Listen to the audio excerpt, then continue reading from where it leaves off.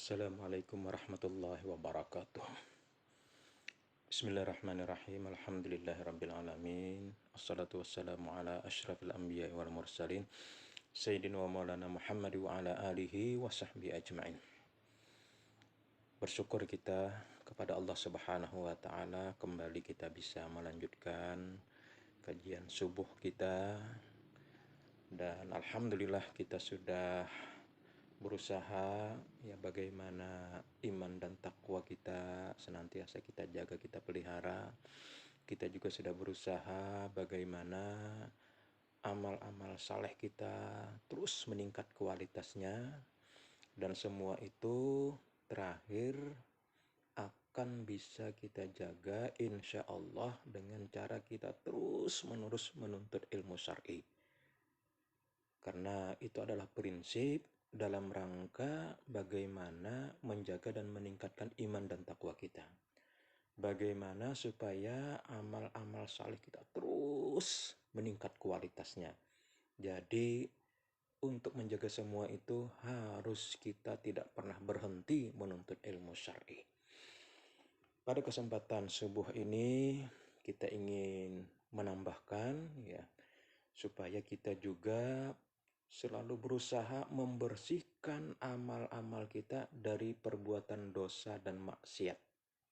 Jadi di samping kita menjaga iman dan takwa kita, meningkatkan kualitas amal-amal saleh kita, terus kita berusaha menjaganya dengan tiap waktu, tiap saat menambah ya ilmu kita ya untuk menjaga semua tersebut. Nah, sekarang kita juga berusaha agar kita bersih dari perbuatan dosa dan maksiat. Jamaah rahimakumullah, para santri, para siswa sekalian, amal-amal saleh bisa menjadi lebih besar pahalanya apabila dalam pelaksanaannya kita berusaha menjauhkan perbuatan dosa dan maksiat. Serta kalaupun kita ya sulit dihindari, ya tanpa sadar kadang-kadang tergelincir, maka segera kita ikuti dengan taubat, ikuti dengan istighfar. Ini dalam rangka apa? Dalam rangka membersihkan diri kita dari dosa-dosa dan maksiat tersebut. Dan tentu kalau dosa dan maksiat ini jelas mengurangi pahala ketika amal saleh kita bercampur dengannya. Maka pada kesempatan pertemuan kali ini, usahakan bersihkan amal kita dari perbuatan dosa dan maksiat. Kalau tergelincir, segera bertaubat, segera istighfar. Ya, karena itu akan mengurangi pahala amal-amal saleh kita. Jamaah rahimakumullah, para santri, para siswa sekalian, tolong nanti kita renungkan firman Allah Subhanahu wa ta'ala dalam Al-Baqarah ayat 262 sampai 264. Mari kita simak ayatnya. A'udzubillahi minasyaitonirrajim. Alladzina yunfiquna amwalahum fi sabilillahi tsumma la yutbi'una ma anfaqu mannaw wala adha. Lahum ajruhum 'inda rabbihim wala khaufun 'alaihim wala hum yahzanun. Qaulun ma'rufun wa maghfiratun khairum min sadaqati yatba'uha adha. Wallahu ghaniyyun halim. Ya ayyuhalladzina amanu la tubtilu sadaqatikum bil manni wal adha kalladzi yunfiqu malahu ria'an nasi wa la yu'minu billahi wal yawmil akhir. Famasaluhu kamasali safwanin alaihi turabun fa'asabahu wabilum fatarakahu salda. La yaqdiruna ala syai'im mimma kasabu wallahu la yahdil qaumal kafirin. Orang yang menginfakkan hartanya di jalan Allah, kemudian tidak mengiringi apa yang dia infakkan itu dengan menyebut-nyebutnya dan menyakiti perasaan orang yang menerima, mereka memperoleh pahala di sisi Rabb mereka. Luar biasa. Tidak ada rasa takut pada mereka dan mereka tidak bersedih hati. Lalu dijelaskan, perkataan yang baik dan pemberian maaf lebih baik daripada sedekah yang diiringi dengan tindakan yang menyakiti. Allah Maha Kaya lagi Maha Penyantun. Lalu kita dipanggil, wahai orang-orang yang beriman, janganlah kamu merusak sedekahmu dengan menyebut-nyebutnya dan menyakiti perasaan orang yang menerimanya. Seperti orang yang mengimpakkan hartanya karena ria atau pamer kepada manusia, dan dia tidak beriman kepada Allah dan hari akhir. Perumpamaannya, orang itu seperti batu yang licin, yang di atasnya ada debu, kemudian batu itu ditimpa hujan lebat, maka tinggallah batu itu licin lagi. Mereka tidak memperoleh sesuatu apapun dari apa yang mereka kerjakan. Dan Allah tidak memberi petunjuk kepada orang-orang kafir. Dalam ayat ini jelas sekali bagaimana Allah mengingatkan kepada kita supaya kita benar-benar beramal itu dijaga. Amal kita jangan sampai diikuti dengan perbuatan dosa atau maksiat. Dalam ayat tadi sudah dicontohkan.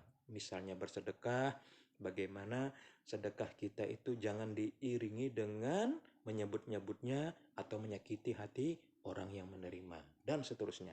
Nah, maka dalam suratul Baqarah 262 sampai 264 ini kita menemukan banyak sekali faedah di dalamnya. Dalam rangka bagaimana kita membersihkan amal kita dari perbuatan dosa dan maksiat. Pertama, dalam ayat ini jelas Allah mengabarkan bahwa pahala besar dapat diraih oleh orang yang sedekahnya tidak dicampuri dengan sikap mengungkit-ungkitnya dan menyakiti hati penerimanya. Itu yang pertama. Ya, jadi udah bersedekah, tidak usah disebut-sebut, tidak usah diungkit-ungkit, tidak apalagi sampai menyakiti hati orang yang menerima sedekah tersebut. Yang kedua, yang dimaksud dengan perkataan yang ma'ruf dalam ayat yang kita baca tadi adalah ucapan yang baik, doa seorang muslim kepada saudaranya, dan bagaimana kita mampu memaafkan orang yang berbuat zalim kepada kita. Nah, semua ini itu lebih baik daripada kita bersedekah namun diiringi dengan sikap mengungkit-ungkitnya atau menyakiti orang yang menerimanya. Kemudian yang ketiga, ayat ini juga menunjukkan bahwa amal saleh yang bersih dari perbuatan dosa jauh lebih utama dari amal saleh yang diiringi dengan perbuatan dosa. Jadi benar-benar jaga amal-amal kita dari dosa dan maksiat. Kemudian yang berikutnya ya, supaya kita ini benar-benar ya berbuat baik dengan memaafkan orang yang berbuat jelek kepada kita, baik berupa perkataan maupun perbuatan. Ya, kalau ini bisa dilakukan, membalas keburukan dengan kebaikan itu luar biasa. Kalau kita balas kebaikan dengan kebaikan itu insya Allah lebih mudah. Tapi yang berat itu memang membalas keburukan orang dengan kebaikan. Nah, ini yang dipraktikkan dalam ayat ini. Kemudian secara umum juga dalam ayat ini menunjukkan kepada kita bahwa pengaruh dosa terhadap kualitas amal itu jelas sekali, yaitu berkurangnya ganjaran pahala dari sisi Allah Subhanahu wa taala. Maka kalau kita ingin menjaga supaya amal kita jangan sampai berkurang, jauhkan dari dosa, jauhkan dari maksiat, ya. Kemudian juga dalam ayat-ayat yang kita baca tadi, Allah Jalla wa'ala jelas melarang hamba-hambanya untuk mengungkit-ungkit kebaikan dan menyakiti penerima sedekah, karena perbuatan tersebut akan membatalkan ganjaran sedekah yang sudah kita lakukan. Sayang sekali bagaimana kita ingin mendapatkan balasan dari Allah, ternyata tidak mendapat apa-apa karena kita mengungkit-ungkitnya, menyakiti hati orang yang menerimanya. Kemudian juga diingatkan, jangan sampai amal-amal yang kita lakukan itu menjadi riya, menjadi pamer, atau menjadi orang yang suka amalnya disebut-sebut orang, suka amalnya ya dilihat orang. Nah, ini juga hindari ya. Maka dengan ria ini bisa menghapus pahala amal kita. Ya. Berikutnya juga dalam ayat yang kita baca tadi diingatkan bahwa mengungkit-ungkit kebaikan, menyakiti penerima sedekah, dan bersikap ria itu termasuk dosa besar. Jadi sudah berbuat amal, tapi ternyata bukan pahala yang didapat, bahkan menjadi dosa besar. Gara-gara apa? Mengungkit-ungkitnya, menyakiti hati orang yang menerimanya, dan ria dengan amal tersebut. Dan juga dalam ayat yang kita baca tadi, diingatkan bahwa mengungkit-ungkit kebaikan, menyakiti penerima sedekah, dan bersikap ria, semua ini bisa menafikan, meniadakan kesempurnaan iman kita. Jadi hati-hati sekali. Iya. Padahal kita sudah berkali-kali mengingatkan dalam pertemuan-pertemuan sebelumnya, jaga iman kita, jaga takwa kita. Ya, tingkatkan kualitas amal-amal saleh kita. Maka di antara caranya bersihkan amal kita dari perbuatan dosa dan maksiat.